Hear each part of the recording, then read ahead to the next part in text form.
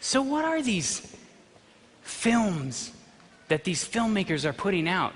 As you look through this is a magazine, American Cinematographer. I actually used to get this magazine. And each one of these magazines once was laying open on top of my coffee table, and I started to flip through them, and this is what I started to notice was on each cover of each one of these magazines. These are all quite popular films, which, as you can notice, they all sort of have to do with some sorcery. Now, this isn't every one of them, of course. There was a few in there that were movies that had nothing to do with this. So that got me thinking, where did these movie companies come from, and what exactly are they really into? DC Comics is a company that makes superhero movies. So I started to kind of look into like the company itself. And I've seen some Walter Veith videos that really go deep into symbolism. And so I kind of started looking at like, okay, I wonder if this company their symbol could mean something. So here's what I found. Now, I'm not saying that this symbol is that, but this is interesting. The crescent moon and the star represents the moon goddess Diana, the sun of the morning. White witchcraft uses the star to the left. Satanism turns it upside down. Now, I'm not saying that this symbol is that, but I want to show you a little trend here. It's interesting. It's kind of close. Phoenix Pictures and Legendary Pictures, also in charge of a lot of movies. Phoenix, if you notice, it's a flame with a phoenix in the center of it. The phoenix rising from the ashes, a symbol of fire and divinity. Legendary Pictures, that is a Celtic knot. It's Mesopotamian in its origin and associated with protective spells invoking the gods of the four corners of the earth. Now, I don't know if the movie companies actually picked this to be what that means, but those symbols, the phoenix rising from the ashes, that's sun worship. Jerry Bruckheimer's films. Now, I just kind of noticed this one day looking at it, and so I kind of looked into like lightning and trees, and this is actually what kind of popped up in my research. In the Kabbalah experience, in the mystic religion of Kabbalah, the tree signifies self. Enlightenment can strike with all the power of thunder and lightning. Kabbalah, too, takes symbolism of lightning as a creative force. And as the lightning flash descends through the plains, zigzagging between force and form, the tree takes its shape and structure. Kabbalah is Jewish mysticism. I'm not saying Jerry Bruckheimer's really into this, but the imagery is kind of very close. Columbia Pictures. This is the goddess Columbia.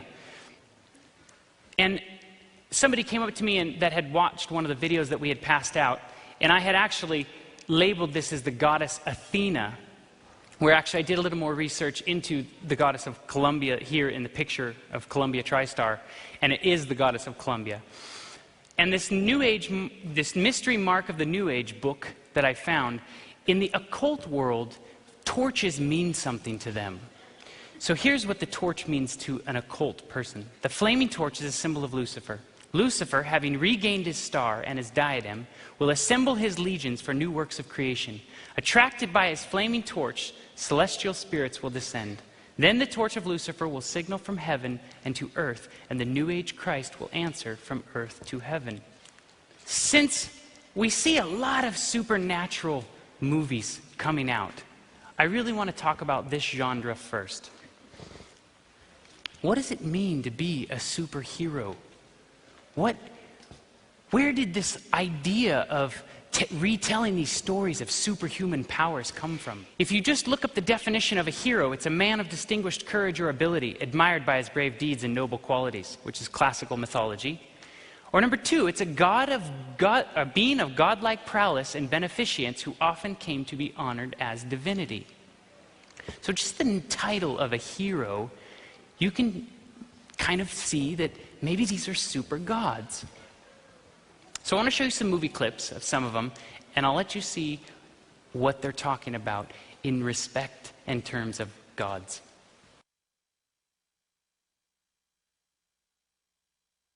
Victor, you always thought you were a god. Lex, you're not a god. Gods are selfish beings who fly around in little red capes and don't share their power with mankind.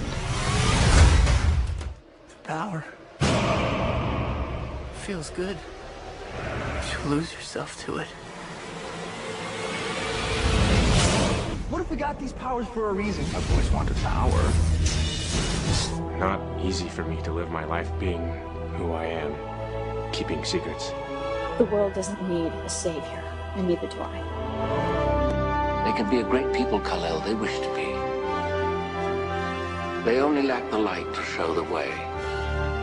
For this reason, above all, their capacity for good. I have sent them you, my only son.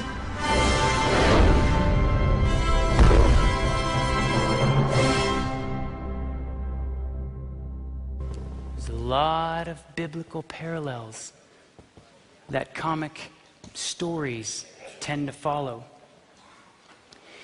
They're dealing with this godlike subject. Why? What does that mean to us? In the crowning act of the great drama of deception, Satan himself will personate Christ. In different parts of the earth, Satan will manifest himself among men as a majestic being of dazzling brightness, resembling the description of the Son of God given by John in Revelation 1:13 through 15. The glory that surrounds him is unsurpassed by anything mortal eyes have yet beheld. And the shout will ring of triumph rings in the air, the Christ has come, Christ has come. You see, we've heard this before, right? We've heard that Satan someday is going to masquerade himself as Christ. So what does that mean with the superhero movies? Superman.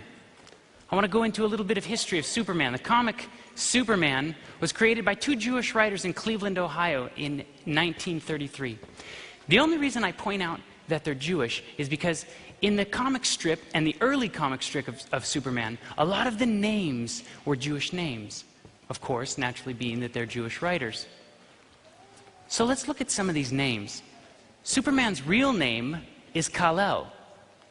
The Hebrew translation of Kal-El is all that is God, totally God. If you just look at the definition of, or the meaning of Clark Kent, which is his alter ego name, Clark is Old English. It stands for clergyman or learned man. Kent is bright white, or another possible derivation of the biblical Kenites mentioned in Genesis 15 through 19 as the enemies of Israel and the descendants of Cain. In Hebrew, you see Cain, they said Cain, and Kenites is Caini. And who is he fighting against? Lex Luthor, right? Lex is Latin for law. And just in case Lex is short for Alexander, which could possibly mean the leader of men, and Luther being warrior or famous in war, it could also be a play on maybe Martin Luther as a reformer. Could we just maybe, and this is just food for thought, not saying it exactly is, Superman, a guy that's God, who's sort of the clergyman fighting against the law. Maybe.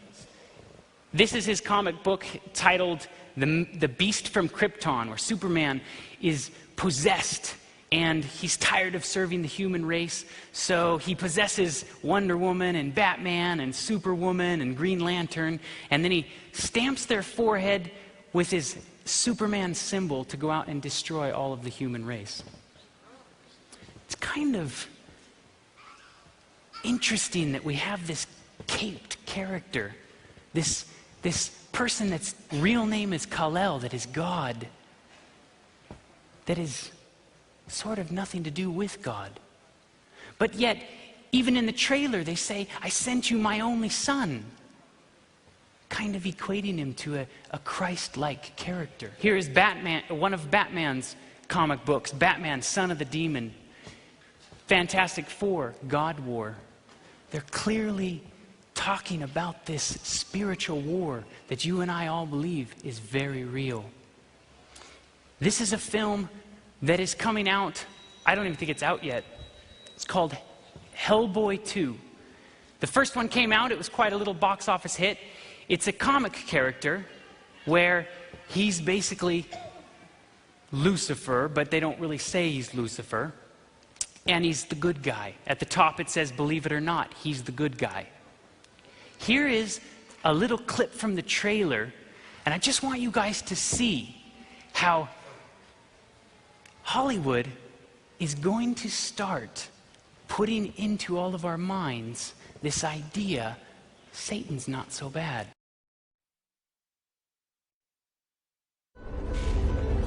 Maybe it's the cold wind that chills you to the bone, or the strange rumblings beneath the city streets. It's the unnerving sense that there's a world around us we cannot see. It's not your imagination. This world is very real, and it's very, very angry. Let this remind you why you once feared the dark.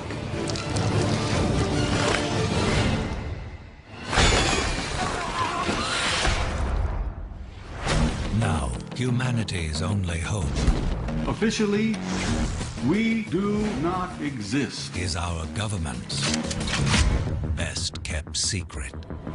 I will kill anyone if that is necessary. And why don't you just start with me?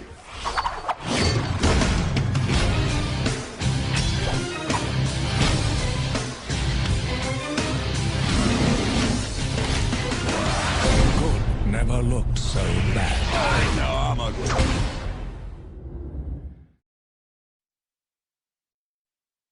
If you actually take each one of the superhero characters and put them in this little model here that I've split down the center, Christ, he reveals his true identity. Lucifer masks his true identity. Christ is never changing. Lucifer has dual and multiple identities. Christ was not known to have physical beauty on this earth. Lucifer masks himself with physical beauty. Christ turns the other cheek. Lucifer is bent on revenge. Christ, the power comes from God. Lucifer, the power comes from self. Which side of this spectrum do you think each one of the superheroes starts to fall on? They're masked characters. The power usually comes from within them. X-Men. I want to talk about this one a little bit because you'll start to see that in all of these movies that are so fake and so fictitious, they're still talking about the story of the great controversy. Since the dawn of existence, there have always been moments when the course of history shifted. Such a turning point is upon us now. They wish to cure us, but I say we are the cure. A conflict between the better and worse angels of our very nature, whose outcome will change our world so greatly, there will be no going back. I do not know if victory is possible. I only know that great sacrifice will be required. And because the fate of many will depend on a few, we must make a last stand. We do believe in a conflict between the better and the worse angels. That's the whole reason we're here. But actually between Lucifer and God. And did you notice what he said? I don't know if victory is possible. Who doesn't know if victory is possible? What does this tell us right here? That victory is very, very possible. Does anybody know whose voice was speaking on this? The character's name? I don't know if anybody in the room actually knows who this or has seen any of these storylines, but the character's voice that's narrating that is the guy named Xavier, and he's the good guy. But what does that sound like? Savior. And he doesn't know if victory is possible?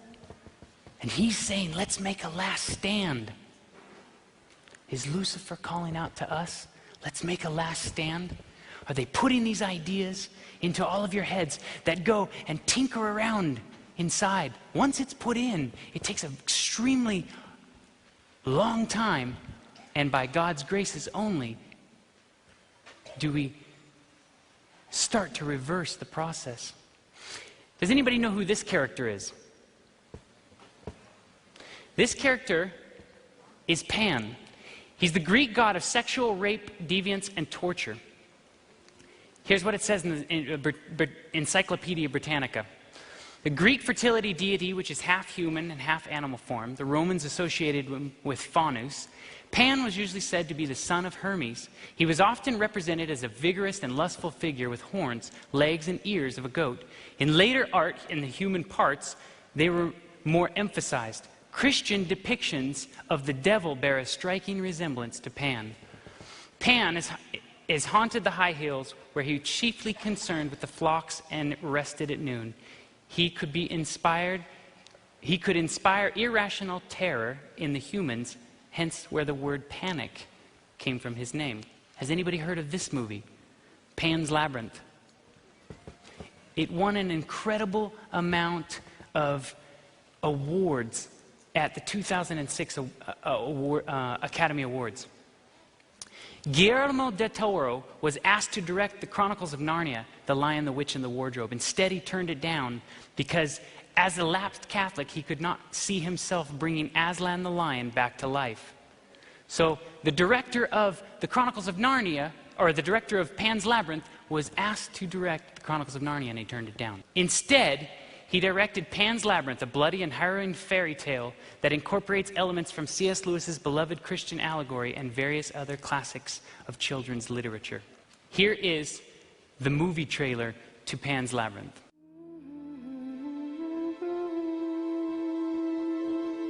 The legend speaks of the lost soul of a princess from another world who will one day be reborn.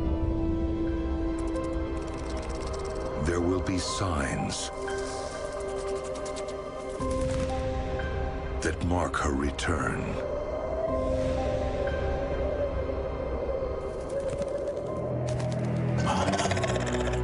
There will be secrets that reveal her destiny. There will be a journey that will make you believe.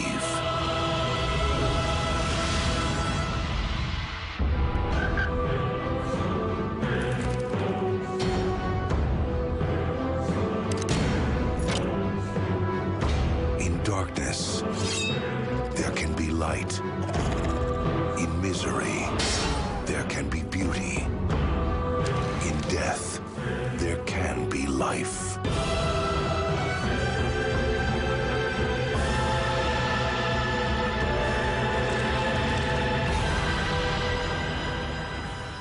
Did you notice he said there's death in life, beauty and misery? These are all backwards. This is Luciferian filming at its finest.